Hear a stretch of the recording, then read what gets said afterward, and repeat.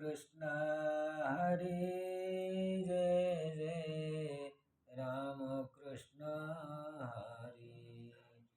श्रीराम जय राम जय जय राम, श्रीराम जय राम जय जय राम, जय जय राम कृष्ण हरी जय जय राम कृष्ण हरी.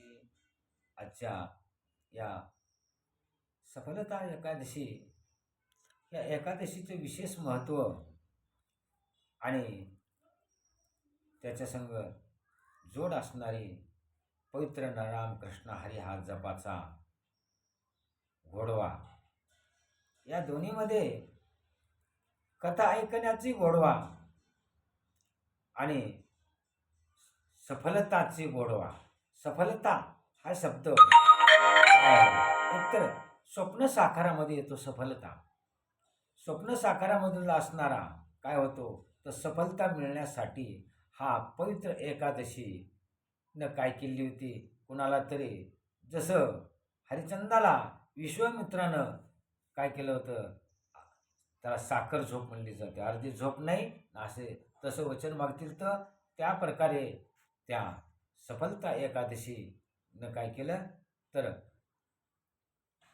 रकमांद राजाच्या स्वप्नात आली आणि स्वप्नात येऊन सांगितलं की मी आहे सफलता.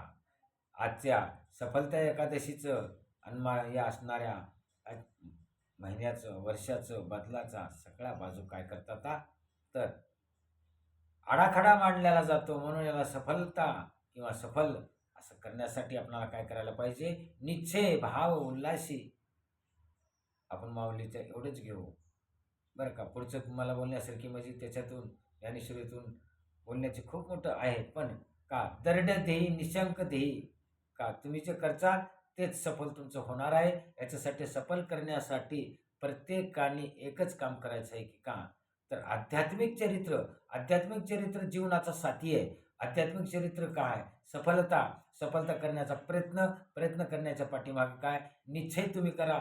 निश्चय भाव उल्हासी बरं का. निश्चयपणाची गरज लागते.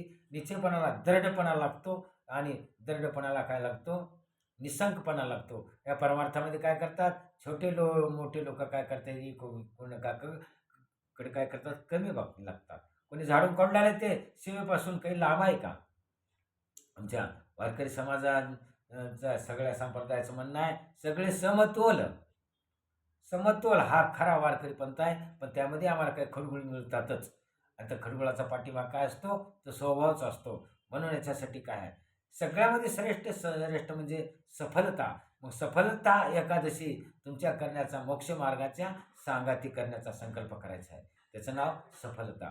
किंवा जसा स्वप्नामध्ये पवित्र एकादशीने ज्या वेळेला त्यांच्यावर संकट येणार होतं कुणावर तर रखमांद राजावर, त्यावेळेला काय केलं होतं तर सफलता मी आहे, तू काही काळजी करू नको का.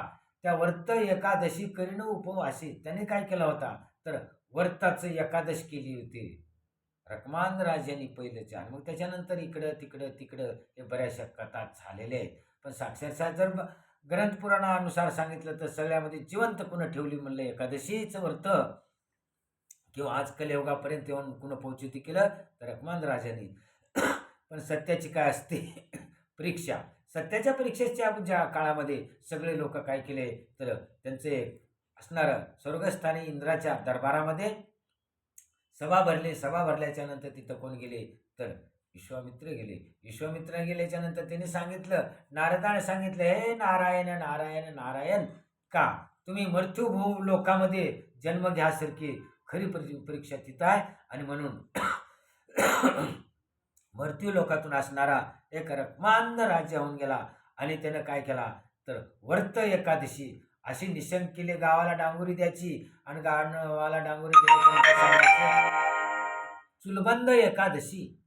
आपली चुलबंद आहे का नाही, आपली एकादशी आहे चुलबंद एकादशी. आणि चुलबंद प्रत्येकाच्या घरी सहकार्य करायचं आणि कुणाला काय लागते ते फराळाची घेऊन जा, पण बाकी काय करायचं कुठलंच अन्न शिजवायचं नाही. तिचं नाव चुलबंद एकादशी. एकादशी पवित्र आहे. तुम्ही एकादशी फराळ करून खाऊ शकता, ते पवित्रता आहे. पण चुलबंद एकादशी म्हणजे काही एकादशीचे त्याच्यावर असणाऱ्या काय केलं जातं, कांदा वापरला जातो, लसूण वापरला जातो. त्याच्यामुळं काय करतो, पवित्रता नसते. म्हणून त्याचं नाव काय, सफलता एकादशी. आणि त्या आहारापासून काय करतं, तर निश्चयपणा वाढतो.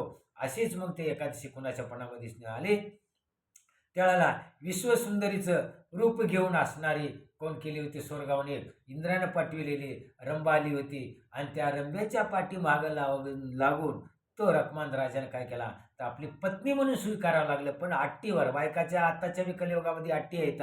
त्याने पेतो का बघा, त्यानं खातो का बघा, हे अट्टी आहेत.